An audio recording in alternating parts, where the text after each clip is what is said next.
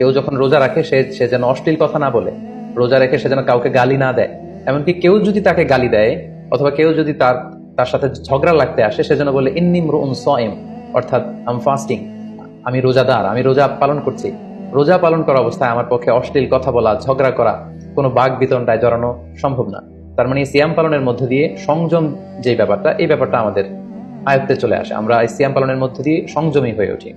পাশাপাশি যারা সিয়াম পালন করছে তাদের জন্য আল্লাহর হাবিব সাল্লাল্লাহু আলাইহি ওয়াসাল্লাম ঘোষণা দিয়েছেন যে কিয়ামতের ময়দানে বিচার শেষে তারা যখন জান্নাতে ঢুকবে, রোজা পালনকারীদের জন্য আল্লাহ তাআলা এক স্পেশাল গেট রেখেছেন, যেটার নাম হচ্ছে রাইয়ান। এবং এই রাইয়ান গেট দিয়ে রোজাদাররা ছাড়া কেউ প্রবেশ করতে পারবে না। সুবহানাল্লাহি বিহামদি। আর একবার এই রাইয়ান দরজা দিয়ে যে ব্যক্তি ঢোকার সুযোগ পাবে জান্নাতে, he will never be thirsty again, সে কখনো আর তৃষ্ণার্ত হবে না, চিরকালের জন্য তার গলা থেকে তৃষ্ণা হারিয়ে যাবে।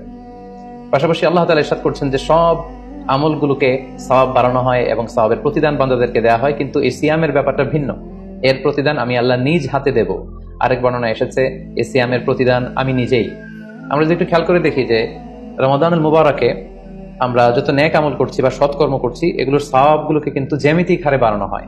দ্য রিওয়ার্ডস অফ আমাল is multiplied in this blessed month of Ramadan. এ মাসে আমরা একটা নফল ইবাদত করলে সেটা ফরজের সমান সওয়াব দেওয়া হচ্ছে। একটা ফরজ ইবাদত করলে সেটা 70 থেকে 700 গুণ সওয়াব দেওয়া হচ্ছে। এ মাসে উমরা করলে সেটা হজের সমান সওয়াব দেওয়া হচ্ছে।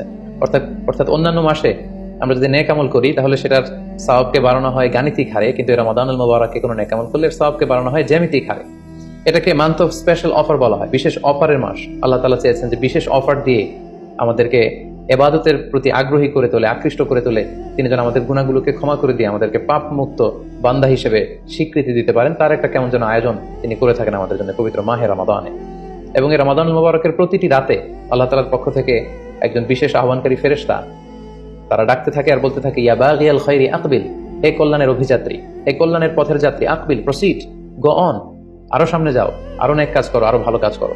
ইয়া বাগিয়াশ শাররি আকসির, হে পাপের পথের যাত্রী, আকসির, স্টপ, থেমে যাও, অনেক হয়েছে, আর না, আর অন্যায়ের দিকে ধাবিত হয়েও না।